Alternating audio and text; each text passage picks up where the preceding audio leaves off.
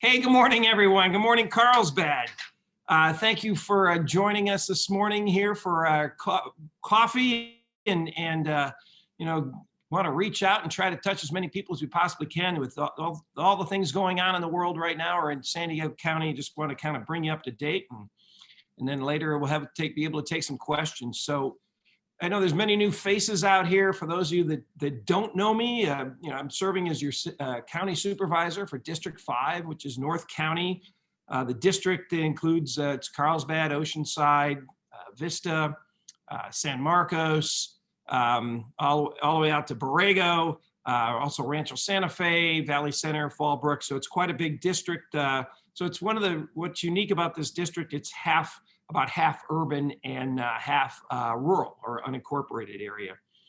So a little bit of my background, I'm a US Navy veteran. I graduated from San Diego State University after I was in the Navy with an engineering degree.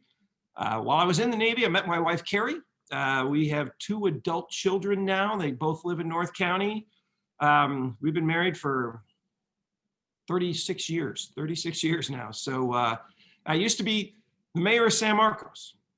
I was a mayor there for 12 years. I was on the city council a couple of years prior to that. And last year, in September, I retired after 33 years as an airline captain and pilot for Delta Airlines. I got to fly international, got to see the world, travel and all sorts of things. It was a great career. So what I'm trying to say here is I'm not a professional politician. I come from the private sector, although with my job, it did allow me to serve as mayor, and now retired and serving as a supervisor. It was a great job. I got to fly 757s and 767s all over the world based out of Los Angeles. And so that was a great career, but it's an absolute honor to really serve you as a county supervisor. And I'm here to try to make the world a better place. As an engineer, I've always kind of want to learn how to fix things and make things better. And same thing with government. So one of the questions I'm often asked is, what does a supervisor supervise? Well, supervisor, basically one of the first things is we supervise your money. There's a lot of difference between the county and the city, and county being, from being a mayor now going to the county. Your money, we get $6.4 billion of your budget every year is our budget. It's your dollars that we manage. The county is in charge of health and human services and social services. So, with COVID, obviously health and human services has a lot to do with COVID, what's been going on with that, also with CalFresh and many different things as far as behavioral health and homelessness issues and things like that. The county deals with those things. County also is in charge of environmental health. I once read a article by one of our former chief administrative officers who wrote, when you wake up in the morning and, you crack an egg or something like that, that was inspected by the county. You go to the gas station, you buy gas, you see the sticker on the gas pump, that's a sticker from the county. If you go to a restaurant, there's a sticker in the window, that's also from the county. So the county, touches people in many different ways. So it's essentially, and then what we're also is we are the government for the unincorporated areas. And yet, cities are incorporated. As I mentioned earlier, Fallbrook, Valley Center, Borrego, Rancho Santa Fe, Ranchito, and all sorts, lots of other, Julian, which is not in my district, but Alpine, those are unincorporated areas. So we are the government for those unincorporated areas. They don't have a city council, they don't have a mayor. Basically, their elected person is me. And so we get to deal with both rural and urban issues. There's 5 county supervisors, and we have at the county over 18,000 employees. So in the city, as a mayor, I said, our core services as a mayor in a city is streets, roads, infrastructure, public safety, land use, things like that. So with Carlsbad, if there's a pothole in Carlsbad, the city of Carlsbad takes care of it. If there's a pothole in Fallbrook, we take care of it. We have over 2,000 miles of roads in the unincorporated areas of San Diego County. So that's a little bit of a difference, a little bit of, what goes on. I'm sure on top of everybody's mind here lately is COVID. And, we got some good news, some bad news, but hopefully we're moving forward towards, the vaccinations and getting more and more people vaccinated so we can get more and more businesses open and our economy back and people back to work. On Monday of this week, the governor removed the stay-at-home order, which allows some businesses to open up, some partially. In the purple tier, there's a list of what, here on the screen, a list of the businesses that can be open, mainly for outdoor dining. Restaurants can resume outdoor dining. A little chilly for that right now, but hopefully most places are making do or making the best of that. Personal care services like hair salons and barbershops are now open for indoor service. And there's a lot more outdoor activities and increased capacities at grocery stores and retail from what we had before. So we're in the purple stage. We're pretty deep in purple, actually. In order to advance to the red tier, which is the next tier, we went back to those color tiered systems where it's purple, red, orange, and then yellow. Unfortunately, there's no green, and there still is no green. Even in yellow, I think we're only at 50% capacities indoors. But in order to get to red, we have to have a positive case rate of 7 positive cases per 100,000 people. And that's like an average running number, 7. Right now we're at 70. I don't know if you remember, there was a few months back, there was nail biters. We would go between 6.7 and 7.1, or we go, it was always a threat of going to the purple.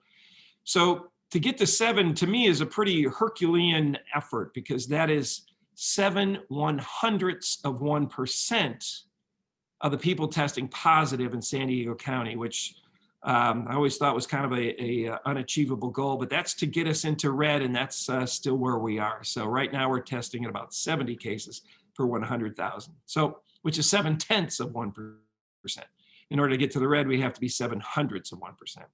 So, also by moving into the purple tier, it allowed some sporting events or youth sports to resume.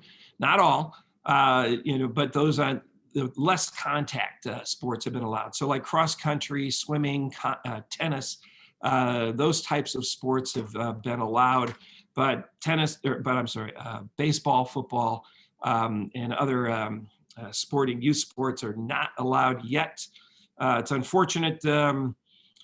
We've got teams going to Arizona right now.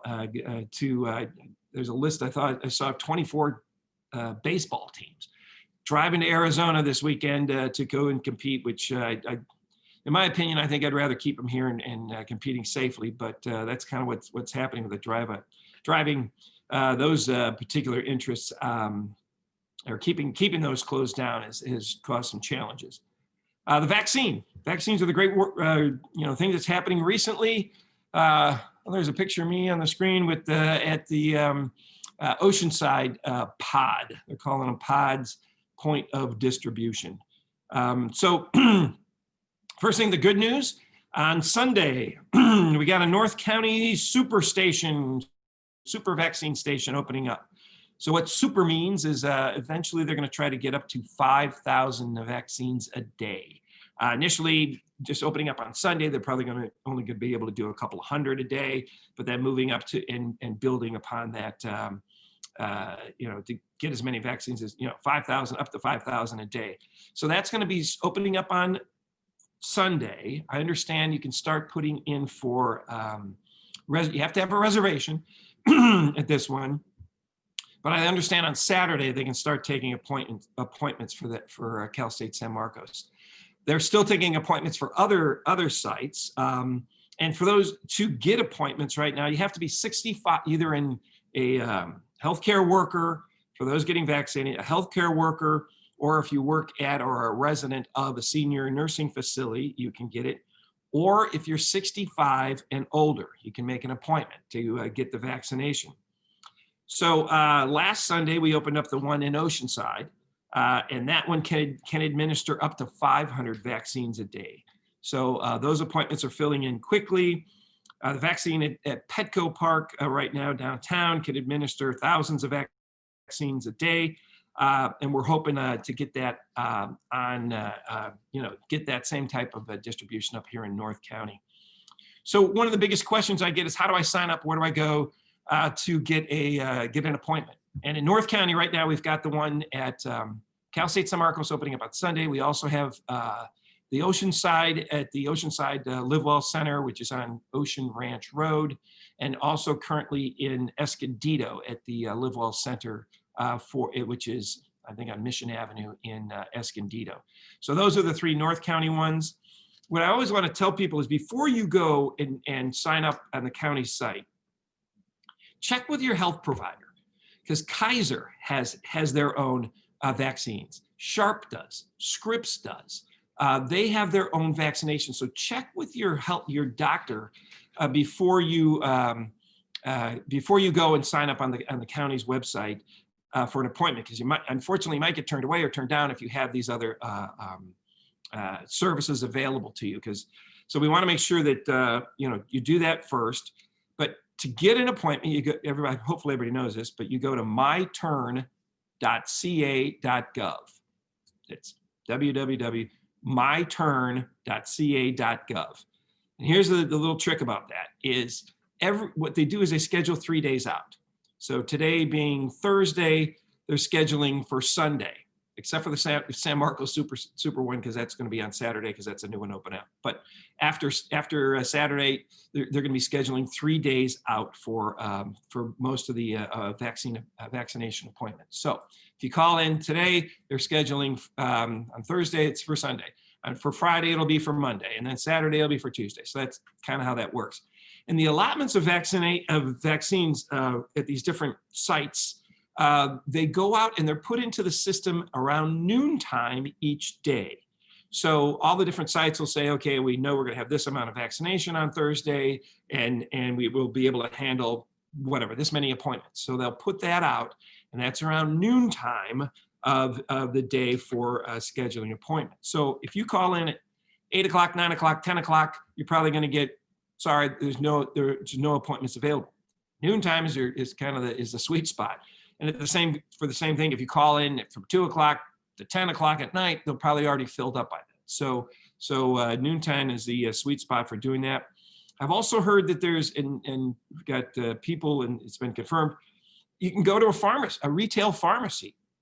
Some people have said they can go to Albertsons and they can get an appointment. Again, you have to be over 65 and in the right tier. But some of these pharmacies at Albertsons, Vons, and some CVS's, they get an allotment of vaccinations directly from the federal government. Not necessarily from the county, but from the federal government. And so those are separate, just like the Kaiser and Scripps, those are separate from the county's allotment of vaccination. So, you might get lucky but call it's the pharmacies within these grocery stores. And some CVS's as well. So it's good that there's a lot of different vaccination opportunities out there. It's not so good that it's kind of convoluted with different entities having different vaccines, but we're trying to get as many people as possible vaccinated. So I'm sure there'll be some questions on that later. A couple other things, grants. We've done a lot of grants for a stimulus business here in the county. I can't remember how many millions of dollars countywide that have been put forward to try to help small businesses. And in Carlsbad alone, we were able to give out over $2 million in grants to businesses, over 355 businesses. What they've been doing is allotting each supervisorial district dollars for grants for stimulus to help that out. I still have, there's neighborhood reinvestment and community enhancement dollars. Just in the last year, Carlsbad received about 72,000 of those dollars, the biggest allotment actually going to your Boys and Girls Club. So we're trying to make sure there's a lot of need out there and trying to help as many people as we can. Before the COVID, homeless issues and behavioral health issues were, we still have those problems, but they were the forefront of, on utmost of everybody's mind before COVID. We've made some great headway in North County here. right before I took office, unfortunately at Tri-City, they had to suspend some of the behavioral health beds and their crisis stabilization chairs. They had to suspend some of those primarily because of building issues and code issues, things like that. So we were down about 40 beds in total. This was not very helpful for North County because what happened was the sheriffs and the police departments are having, they call them 5150 patients. These are patients who need to be stabilized, need to have, a doctor's treatment right away. They weren't necessarily ER material because they weren't, bleeding or things like that. But these patients, these people, primarily, unfortunately, homeless people with, having mental health issues, they had to drive them all the way downtown to Rosecrans Street to a facility down there. And that took all of our law enforcement officers from every jurisdiction in North County off the beat for several hours before, to stay with that individual and sit with them, make sure they get checked in and everything else. So that was not helpful. So what I've been able to do here so far is open up some more crisis stabilization units.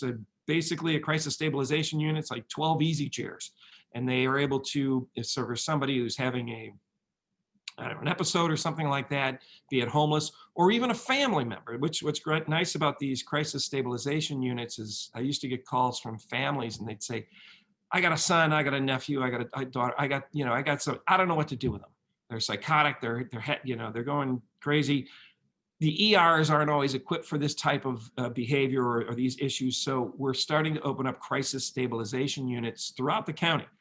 And we're going to have in Vista, we just got all the permits and everything through there. They used to have one at the Tri-City Hospital, but because of that suspension, they don't anymore. But so we're opening up a crisis stabilization unit in Vista to replace the one at Tri-City. Hopefully that's going to be opening up this summer. So we're looking for that opportunity. Also, we're going to be opening up a crisis stabilization unit in Oceanside at the Live Well Center right off of Mission Street by the Veterans site there. So that's going to be open up Oceanside, and we also got I think it's about $17 million for Tri-City Hospital to open up behavioral health beds. So if somebody's goes through crisis stabilization site and maybe they need hospitalization right away. Maybe that crisis stabilization chair, is not the thing for them. And they can only keep people in a crisis stabilization chair for 24 hours. You can't keep anybody in longer than that. But if somebody needs a behavioral health bed, we're going to be opening up at least 16 new beds for $17 million, building a facility on Tri-City's site. So that meets all the codes and everything else as far as that goes. So let's see, this isn't necessarily Carlsbad, but working on San Luis Rey River Park along the 76, multi-use park with lots of trails to go from I-15 to Oceanside. This park used to be an old golf course along there. And so this is in the unincorporated area under my jurisdiction. And so we're working on those. We're also working on park sites in Fallbrook and Bonsall.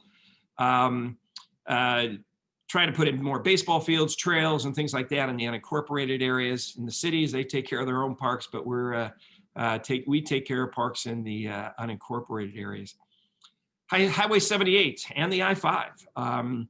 When I was on Sandag, one of my priorities was to make sure that we get the HOV lanes completed coming up the I-5. Many of you seen, they used the HOV lanes up the 5. They used to stop there along Solana Beach. I think they stopped there. As most of you know, they've been building the HOV lanes. I think it's almost to Palomar Airport Road right now.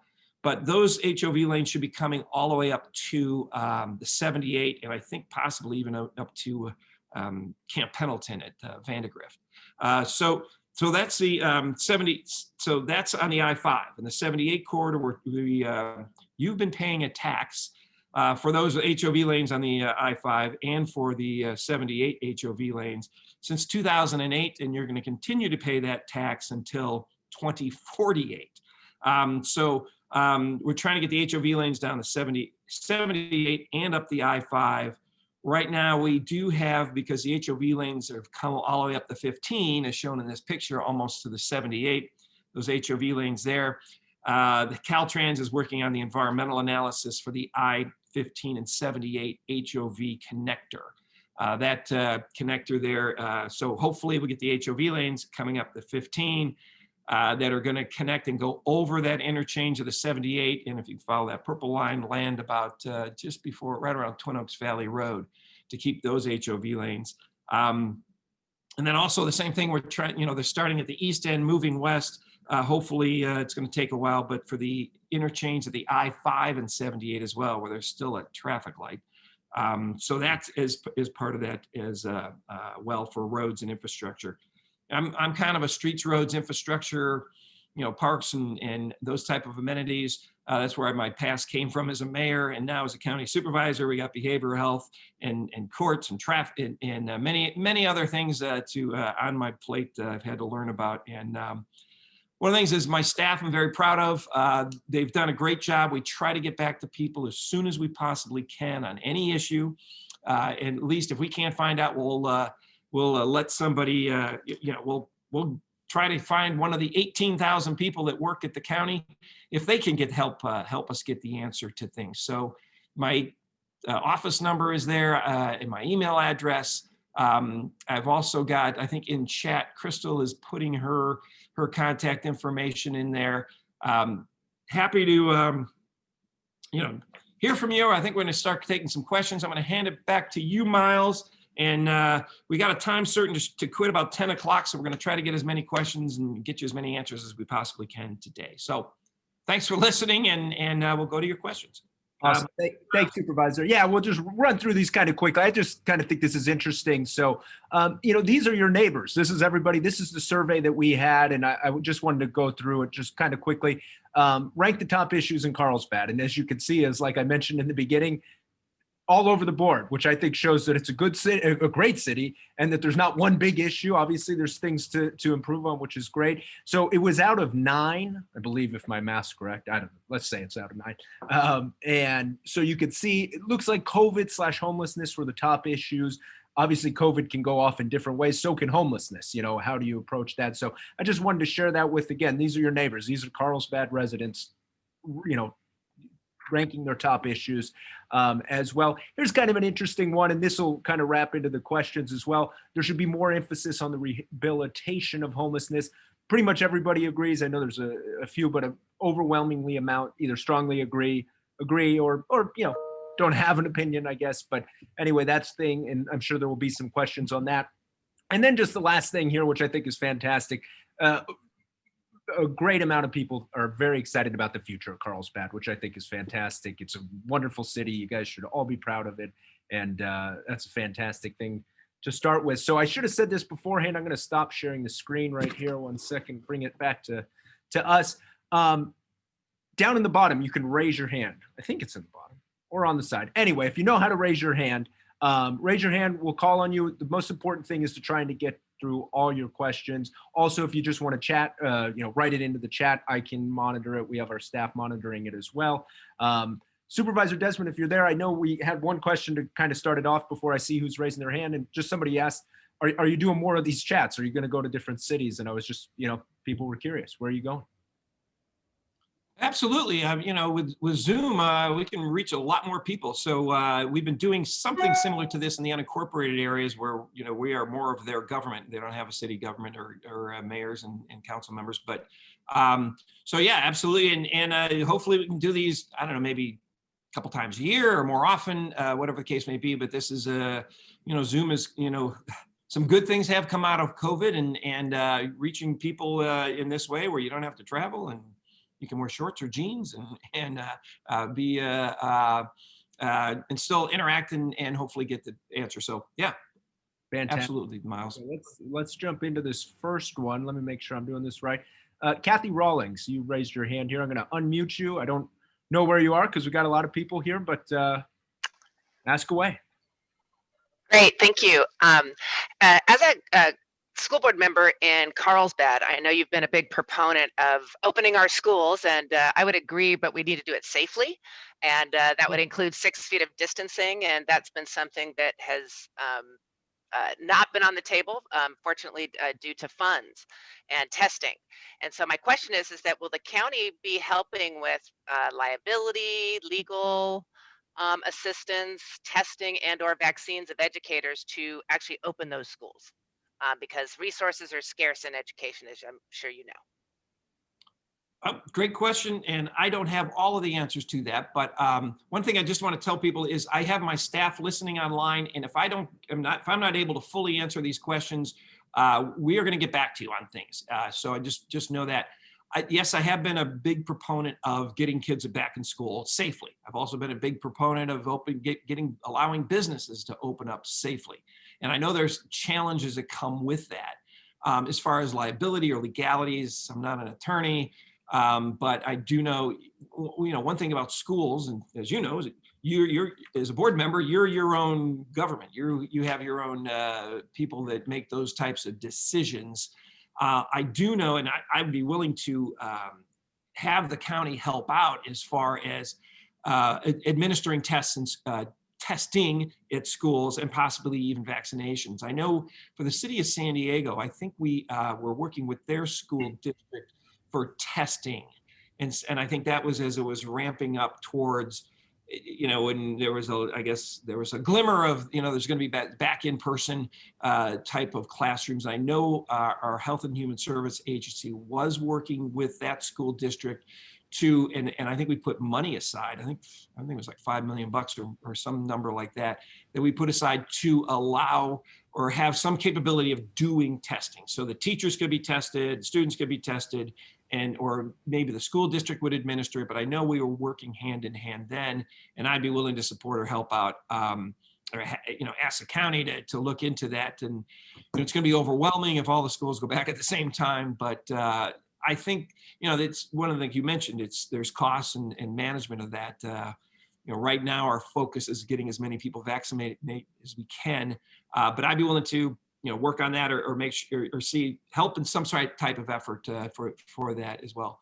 Well, and this kind of segue here. The goal of the county right now is to get 70% of the people age 16 and older vaccinated by July 1st. So I'll say that again. 70% of the people in San Diego County over the age of 16 vaccinated by July of this year, July 1st of this year. So technically that rules out a lot of school kids, but we might be able to, like I said, if we can get kids back in school quicker, I'd be supportive of that effort. Hopefully that answers. Kind of a similar question here, Supervisor, is Kurt just wrote in on a related question to schools. What's the direction on allowing youth sports to compete? I know we had the slide that showed some of it, but kind of where are you on that? Oh, well, we had board meetings here the last couple of days.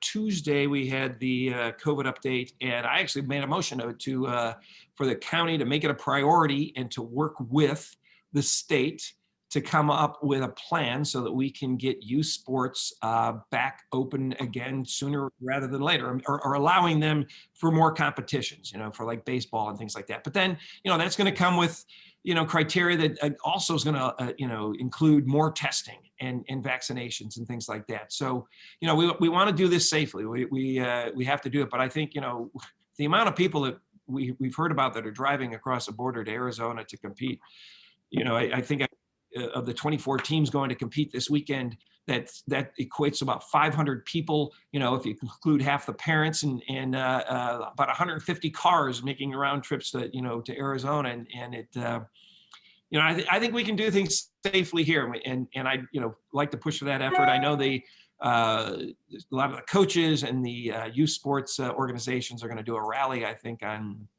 Friday afternoon down in front of the county building at 4:00. I think they're doing. So there's been a big push and a big effort for that. And, as long as we can do it safely, I'm in favor of that and figure out ways to do that. And our youth are the least affected.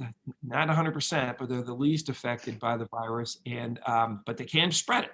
And that's where we have to, one of the things when I met with the coaches, I said, coaches, you got to be the ones that tell these kids that when they're at home, if you do get youth sports open, if they're around grandma and grandpa, or they're around, they have elderly parents, you got to wear a mask. So there's a lot of responsibility that goes with any right, and this was included. So I'm in favor of getting those open. Absolutely. Shelly Gunn, I saw you raise your hand. I saw you were on screen. There you are. I'm going to unmute you, or ask to unmute you, and then ask your question. Hi there. I'm wanting to find out who in the county supervisor's realm is actually actively going out and helping businesses to reopen and find ways to open safely, expanding outdoors, kind of helping them guide along what the CDC standards that are in place now, so that they can continue to operate, in business throughout the rest of the spring and summer, and feel safe and feel like that they can stay open. Well, I guess I can tell you, I've been the biggest advocate for trying to do that. I know all the supervisors would like to see things open, but I've been of the opinion that all businesses should have the same opportunity to open up safely, whether you're a big business or you're mom and pop. And if you can open up and be safe and do the social distancing and all the masks, things like that, you should be allowed to. So I've been, I guess, on the board of supervisors itself, I've been one of the most outspoken on that. But I will tell you, our code enforcement officers and people, we get a lot of complaints every day. People call in saying there's gatherings or some businesses open that shouldn't be, or something like that. And one of the first things they do, we try to get people into compliance is the first thing. So our code enforcement officers are more about compliance first, and then, issuing any cease and desist orders if they don't get compliance. So right now they're still going out there to, even like the restaurants that are open, that can be open outdoors. They're ensuring that they're wearing the mask, doing the gloves, and or whatever protocols that they have in place for their industry are doing that. So we're doing, and even for our sheriffs, and Carlsbad has its own police department, but our sheriffs, are for Vista and San Marcos in North County District, I think Encinitas also, and Del Mar. But they're trying to get people into compliance first, and that has been the biggest push. But to me, one of the things standards? Pardon me? I'm sorry, I don't mean to interrupt, but has anyone set any standards in place that can be carried out from county to county, where they're really basic, simplified standards that each business can follow and understand what the guidelines are, so that they can do the appropriate actions? Is there anything in writing that you guys have developed as a general guideline? Yes, each business sector actually has submitted those guidelines that they're willing to follow. So we do have the plans in place. What really is the holdup or the drawback is the governor allowing those businesses to open under those conditions. That's the biggest, hurdle to get over. Every business has submitted a plan, or every business sector, Legoland has submitted plans, but they haven't been allowed yet to open. So we do have those plans there in writing of what they have to follow, and for the ones that are open, some of them, I think all of them, have to post what those are. And there's if you go to the county's website, each business sector has a protocols of what needs to be done. My lights turned out in my room. Sorry, Supervisor. There was a question here which I think you can answer very quickly, but you hear this from time to time. D wrote in, you were known as being an anti-masker. What's changed? I've never been an anti-masker. I've always been telling people I follow all the rules. I'm not I don't know. I've never been. I've always said do it safely, and we'll continue to do so. I want to go to, sorry if I mispronounced the name, Suhas, S-U-H-A-S. I'm going to unmute you, and if you have a question. Hi, can you hear me, Miles? Yes, we can hear you. Thanks. You mentioned my name, pronounced it perfectly, so no Oh, problem. yeah. So thanks again for your services, Supervisor Desmond, Miles, and the team. I am a one-man show based out of Carlsbad, and I just moved. Here's my bad luck. COVID started in March, and I signed a 3-year lease in February, right? So, and I'm paying a lot of money for my building. Um, I am into training. And again, the questions I have, you may not have the answers, but I'm really hoping that somebody from your office can get back to me at some point because this is really hurting me. Uh, that I am mainly into training, and a lot of my attendees, they come from literally from outside San Diego. Number one, and number two, a lot of them cross the border by road or foot and come into San Diego from Tijuana, from Mexico, using the CBS crossing. The border has been closed. Has anything been done by the city or by the cities around us to try and convince the government to open that, number one, and or to give some sort of a letter that he's coming in here for training, something like that, for essential services? Can the Mexican citizens cross the border? That's my first question that I wanted to ask for. Second thing is that I do not know in what category I fall. I'm 53 years old. I do not fall in the 65 plus category. The second thing is that if I get myself vaccinated, I can go and teach courses in companies, but they will not let me know, allowing me inside right now because I could be infected. So how do I prove that this is absolutely essential that I get myself vaccinated so I can go teach and conduct my courses? Okay, you got many things in there. I don't know if I can answer all, but I'll just, the border is the federal government. So we can't do anything with the border. The Mexican citizens can cross the essential, and I'm not sure because it's daily this changes, but right now essential workers can cross over the border. If you're not in that category, and one thing you might try doing is contacting one of these pharmacies or in grocery stores or things like that. And I will tell you, I probably shouldn't be, but anyway, I'll tell everybody here, at the end of the day, if they have vaccines left over because somebody didn't show up, they're kind of in a scramble to get them out. So if you show up at a pharmacy maybe late in the day or a testing site maybe late in the day, you might be able to get a vaccine because the vaccines have to be frozen, or they got to be temperature controlled, and they got to use them up that day. So that's the only thing I can really tell you if you are not in the current tier, that's possible or potential, but it's not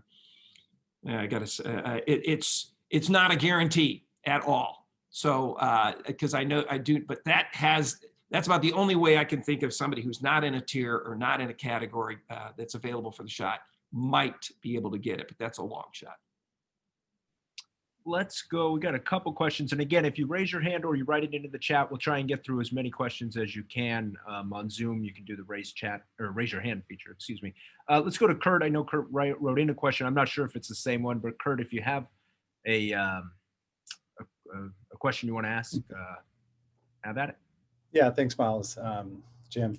So it's actually a follow-up to your comment about the goal of 70% vaccination, 16 and older. So this is going to be a difficult question, but maybe answer as best you can. So if you kind of look forward, and I'm sure a lot of businesses, schools, everyone's sort of thinking in their mind, well, what does that mean if we get to that target somewhere in the herd immunity? What do you think that looks like in July if we meet that objective in terms of schools reopening, businesses reopening? What kind of restrictions do you think will still be in place, even given that 70% target? I don't know, Kurt. I really wish I had. My crystal ball is not charged up here.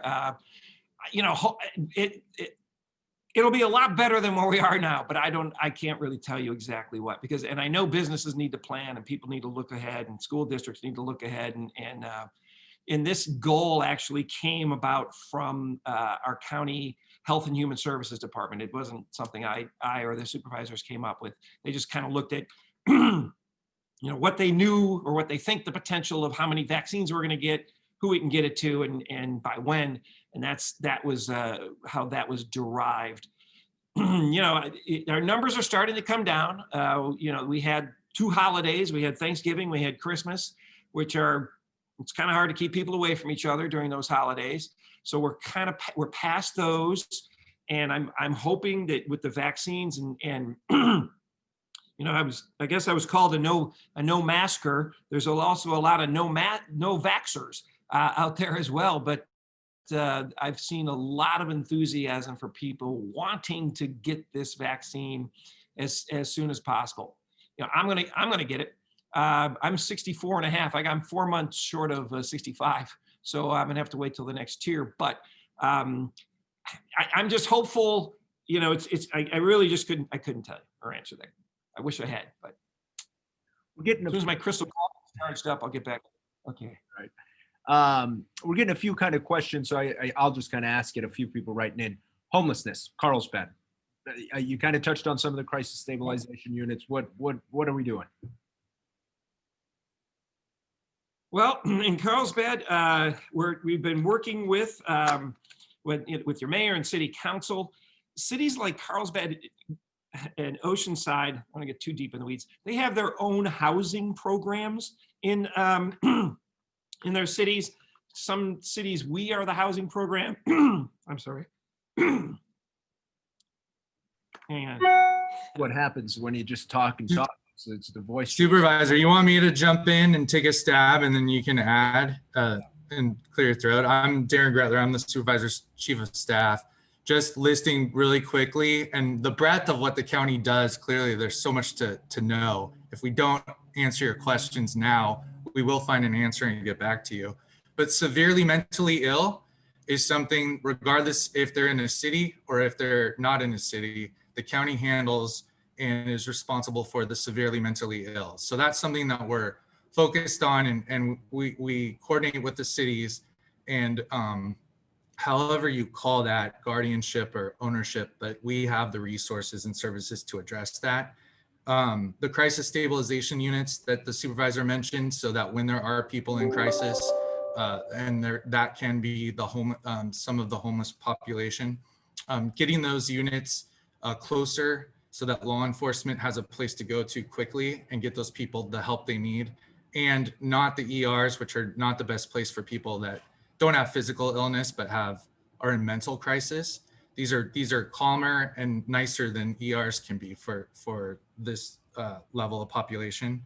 Affordable housing, we provide all kinds of funding and help, and partner with cities and partner with developers to get that going at appropriate locations in cities. And then we're looking at when the cities have come to us and said, hey, for the wraparound services, we could really use some more help with social workers.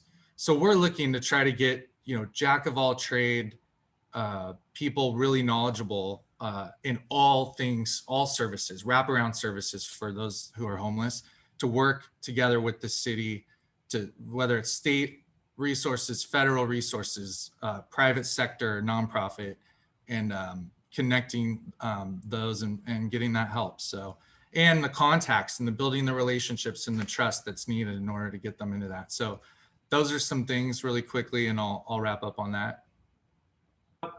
Thanks, Darren, for stepping in there. Specifically with Carlsbad, though, we've been, I was able to visit your La Posada homeless shelter with the mayor, and which is run by Catholic Charities. And we're working hard with the Catholic Charities, trying to support their efforts there. Darren mentioned some of the affordable housing that we have been funding for projects at Carlsbad. There's one called Windsor Point. It's a new construction of 50 affordable housing units with 24 units set aside for people experiencing homelessness and serious mental health. That's new construction coming forward. Also at Vista Las Flores, home funds from the county are provided for rehabilitation of 24 affordable housing units for seniors, and also one called Tavara, Tavara Senior Apartments, 50 units of affordable housing with 10 units set aside for older adults experiencing homelessness and serious mental illness. So we are putting funds in Carlsbad with affordable housing developers to create units for people to for homeless to be in. One of the biggest challenges we have with homeless folks are many of them have mental health issues. And many of them, unfortunately, deal with their mental health issues with drugs and alcohol. And unfortunately, and I know, Carlsbad, you've seen some of the worst of this with murders in your city, dealing with this. If a homeless person does not want to be removed or does not want help, I'm losing it here, or does not want help, we cannot force them.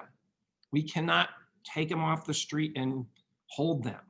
We can in a crisis stabilization unit for 24 hours. We can in a mental health bed if that threshold is necessary. But that's one of the biggest problems we have, is not having that capability. If they don't want help, we can't force them.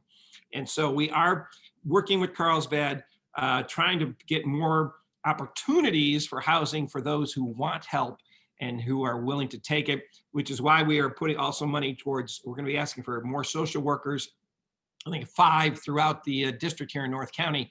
So one would be potentially assigned to each city or would rove or things like that, so that we have people there with your code enforcement officers, with your police, that know all of what's available county-wide or district-wide, essentially. So maybe somebody could go to a shelter and there's a need for them, and that service is provided in Escondido, or that service is provided someplace else. We'll try to get them help there, try to return them back to where they came from after they get their help. But so we're working with, Carlsbad. We know this is still a big issue and it isn't going away, but we're managing it as best as we can, and open to ideas and thoughts on that.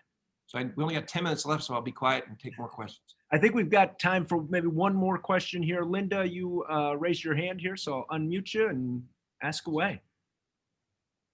Oh, Linda, I think you're still muted. Sorry. Let me see. Sorry. Do it again. One more time. You have to unmute yourself. That was my fault. That was. Okay. There you Thank go. you so much. Just one last question on the homeless issue. I walk a lot earlier in the mornings along the 101 and through Encinitas and Carlsbad, and I do encounter a lot of homeless people, and most of them aren't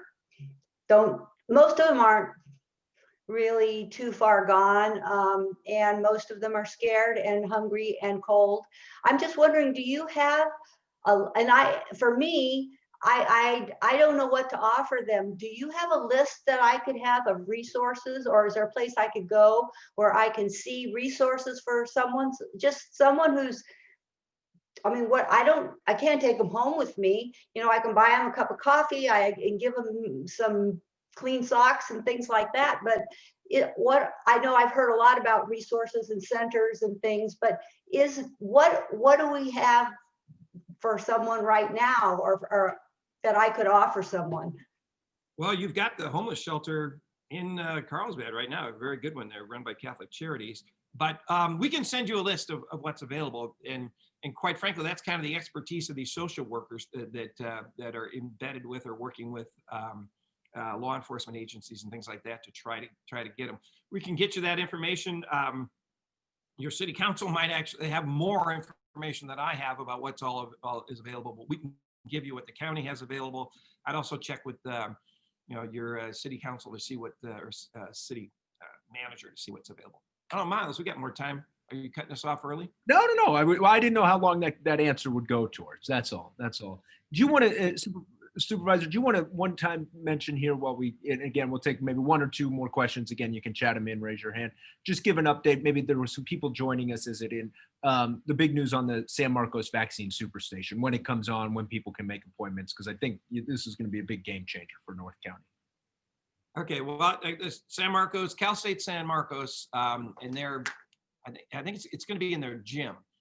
Super vaccination station is going to be opening up this Sunday. You can start getting appointments on Saturday. Around noontime is the best time to make the appointments. So on Saturday, and then eventually this is going to be up to a 5,000 a day site for vaccinations. as compared to the Oceanside one, which is still going to be opening and operating, which has 500 a day. I also heard Tri-City is going to be doing it, but the Cal State one, San Marcos, opening up this Sunday. I'm not sure what time the first appointment is. I would imagine, I think the rest of them have been around 9 or 9:30. But you got to get an appointment to go in there. One thing, this is a walk-up station, which you still have to have a reservation, but it's not a drive-through. So this one you have to. They got a big parking structure right near the gymnasium. You can park there, and then you got to walk over to get in line. So, what else we got? Yeah, Diane, asked a question that really hasn't been touched on today. Wants to know more on county health services for seniors. So, example, having access to clinics in Carlsbad, such as senior centers. Any senior type issues, topics you can bring up? Well, most of this, like the senior centers, we do have a seniors and aging and independent services a department here in the county that deals, particularly with that. One of the things that we did throughout this COVID episode is we've been able to get food. There's a program called Great Plates.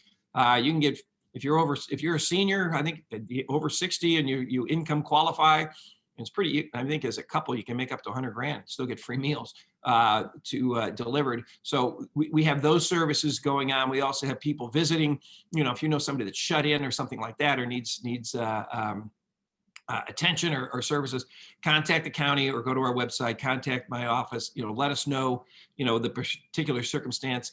The cities primarily take care of their own senior centers. We handle the ones in the county areas. But so we do have an entire department for aging and independent services to help anybody in need. So you can check with us later, or we can send you that information. Or if you have a particular, give our office a call. I can deal with it. We can deal with it then. Well, that's perfect, Supervisor. If you want to, we want to make it abrupt. Appreciate everyone's time. If you want to kind of wrap us up and kind of give us last final thoughts here for some folks. Well, let's see. I got to find that in my notes here. Okay.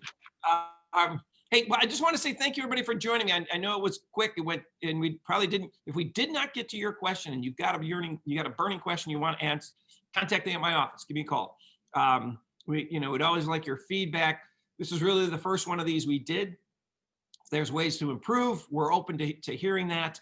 But please remember, what we've learned out of this COVID is we got to protect the most vulnerable. We got to be safe. We got to use all the safety protocols. So continue to wear your mask and doing all that, and hopefully you're going to get the vaccine and get it quick. Just one thing I did learn this week.